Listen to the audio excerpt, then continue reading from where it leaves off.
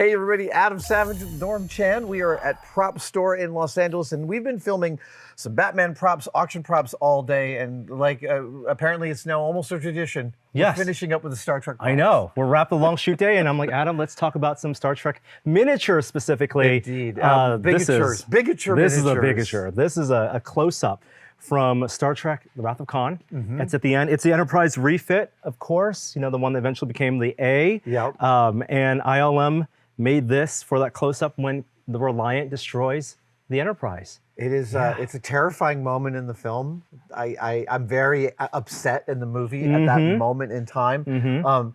This is a surpassingly beautiful model. We've seen small-scale, 1/350th scale versions of Enterprise replicas in both the original series and for the motion picture. And the motion picture, of course, has the blue paint detailing, the Aztecing. To scale that up is incredible because they have no reference. They're just kind of making up the details and adding more scale. As they go along. I mean, and that's actually something that typifies Star Trek models is that it's a utopic vision of the future. So it tends to be a little more austere. Things tend to be a little cleaner than in a Star Wars universe. But when you get up close, you still have to add some grime and detail to add some scale and weathering. Well, especially when it's been hit by some photon torpedoes. And this is such beautiful work, and I love talking about this kind of work. Yeah, so how would someone add damage to a model like this? Like what are the important parts? You'd probably have a drawing from your art director that showed damage. And then you would likely make a foam core mock-up or take a rough casting, if they had a casting from the mold room, and you'd bring out the piece that's supposed to have the damage in it. And with your reference photo, I'd probably be sitting there with Doug Chang or whatever art director I'm working with and penciling out the hole I'm going to cut. Yeah. Okay, how far do you want to see back? Okay, I want to see like this. And maybe we'd build some reference for what I'd see in there. But the first pass would be literally just a pencil drawing of what my jigsaw would do. Right. Then once I've taken that, it's time to actually start talking about this stuff they're doing with panels missing. So they've done a step down here, a sort of a false step down. Yeah, I can see the seam of where this model would have come apart as they pieced it together right there.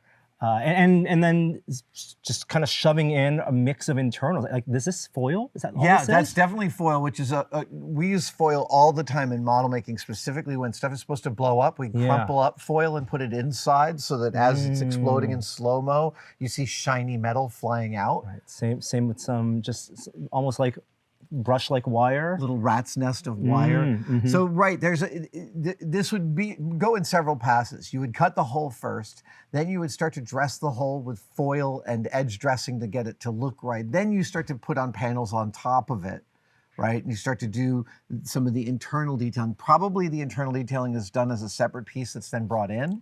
Rather than trying to model it from here. And there's lighting. Can you see lighting in the windows? Because this is a model I read that they use not only for Wrath of Khan, but they brought it back for Search Flock and also Voyage Home as insert shots. So maybe these panels may have been in the reuse shots. Right. They're on top of the damage, but you have lighting that comes from the windows. Again, also scale diffuse lighting, but lighting also through the damage as well. The lighting through the damage is really freaking cool. Really cool depth. It ends up really adding so much depth. Oh my gosh, look at that scarring right there. And that stuff is probably done with a soldering gun, right? Just melting. Just sitting there melting it and drawing your pieces. Yeah. We've got some like brush and airbrush going on. So like brush stuck in and then airbrush doing some of the lines coming out of it. From a demonstration purpose of Star Trek painting, this is so unfathomably beautiful. It's way more details. And okay, you get vertical lines, horizontal lines, rectangles, and you get Aztecing right here. So you see a specular Aztecing, and same up here. It's in very subtle colors all over. There's a dark blue, a light blue, there's a clear. I wanted to ask, some parts I can see are really sharp. Like some of the Aztecing detail, you can are drawn, you can almost see the mask they peel off. Some looks a little bit more like a little softer. Is that intentional, you think? Well, so when I'll point out specifically here, you see this line here, and then there's a line here and there. Those are pencil lines. And I would actually go on a limb and guess that some of those were added by the painters but a lot of time in my experience, those were added to camera per shot. So the motion control shot would be setting up and the DOP would look at me and be like, okay, this all looks too samey. Yeah. Can you break that up? Now, breaking it up might be adding in a couple of decals. It might be putting in some pencil, but it's going to be something that the DP and the model makers arrange on set. I remember when we did the Starfield ship model, and Yeah. we had our, it was a much different scale, and we had our palette of decals, things like triangles and things we were Yes. put on. I'm just looking at, just in triangles and rectangles, the randomization, but purposeful, that's so many. There are hundreds of decals Yep. on here, tiny. And how much restraint? Like these little black marks, these little black tick marks, there's not a Yeah. single one on this panel. Right, just to localize these things, this is just such a high watermark for spaceship painting, I want to say. And that's a breaking up of a line the same way a nipper would be breaking up a line on a Star Wars ship, here done with a decal because you don't want the extra Exactly. thick dimensionality. And the thing that all Star Wars ships have, which is tons of greeblies in the corner of the panels, Yeah. like this. Right. Star Trek, very, very little of it. Again, the restraint is almost But important, the thing that's right? most, Just like- right, for lighting and light kicks and stuff like that, these add so much scale. But if you start to add too much of them, it starts to get muddy, and then you've made a Star Trek ship that looks like a Star Wars ship. Wow. And it goes up to the deflector dish Yeah. and the photon torpedo launcher, which again, more damage. Right here. Oh, That's, and paint, and there's lighting going on in this torpedo. That's amazing. so Dude, cool. again, just the painting here is some of the loveliest painting I've ever seen. These colors are so subtle. It's like their differentiation is really, it's incredible. I'm work. counting like 6 colors just at a glance, just for paint layers. Yeah, and they would have been building custom friskets. A lot of what we did in the laser room at ILM when I was there in the late 90s and early aughts was cutting friskets for the painters. So that they could lay these down and add another color and lay more down and add another color. I love that they have the struts, but they're not actually connected. If you come here, Adam, on this side, Yep. it's a part of the same platform. Oh my gosh. But they're not actually physically connected. But when you look at it from that perspective, I that's never- all you need. It's And true. again, they don't need that back detail. The details get a little bit, almost like your Death Star towers Yep, get a little yep. bit, they fade away. And they've reduced much to mostly pencil here on Yeah. the highlighting and painting. It's just like pencil doing a lot of the heavy lifting. scoring. Especially since from here, they're just going to show up as much more subtle details from this distance. Check this out. We talked about lighting from the inside. One of the things that's hard to do with Star Trek models is all the spotlighting from the outside. Where did that spotlighting come from? Right. Look at that. 2 little spotlights. Oh, look at that. That are actually They're doing casting a light right. Wow, it's beautiful. Yeah, You see it? no, it's really Really amazing. beautiful, right on the Holy- strut there. doing the exact thing you expect. And look at this written text here. These bulbs are 3.5 volts maximum. that is someone who's just come back from buying a new set of bulbs. And they're like, I'm putting a note on this so no one screws it up again. That is so cool. This is some of the best example I've ever seen of how much work pencil can do on a model in adding scale.